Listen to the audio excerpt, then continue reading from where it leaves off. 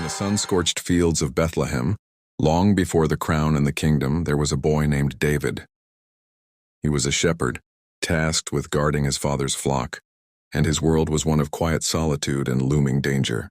His fingers, deft and graceful, would dance across the strings of a harp, sending melodies into the vast empty landscape.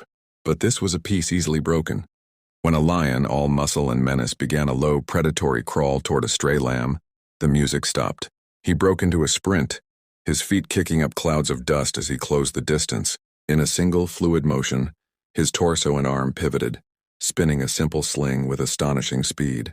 Just as the lion lunged forward, claws extended for the kill, David released his projectile, a testament to courage forged in the wilderness. The prophet Samuel, guided by a divine command, arrived in Bethlehem to anoint Israel's future king. He walked deliberately past the tall, imposing older sons of Jesse, his heavy robes trailing behind him in the dust. One by one they were presented and dismissed. Then, the youngest was summoned from the fields. As David stood before him, Samuel raised the heavy horn of anointing oil and tilted it, letting the sacred liquid flow.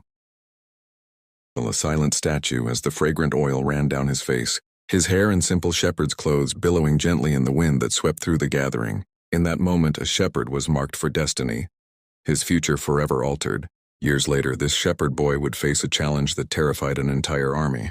Goliath of Gath, a giant clad in bronze, strode into the valley of Elah, his steps heavy enough to shake the very ground. He beat his chest with a mailed fist, his booming voice a thunder of mockery and contempt for Israel and its God. While seasoned soldiers trembled, David moved with an unshakable calm. He bent down, his focus absolute, and selected 5 smooth stones from the brook. Planting his feet firmly in the dirt, he placed one stone in his sling. His entire body uncoiled in a powerful, explosive twist, launching the small stone with incredible force. It flew true, and Goliath's massive head snapped back violently. His arms flew out to his sides, his sword a blur of silver as he swung it to cut through enemy lines. He gathered a band of loyal followers, his mighty men, who moved with disciplined precision, their shields interlocked to form an impenetrable wall.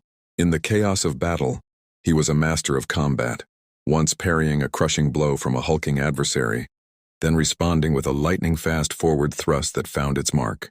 In the background, his archers, acting as one, would draw their bows in perfect unison, releasing a synchronized wave of arrows that rained down upon their foes, securing victory after victory.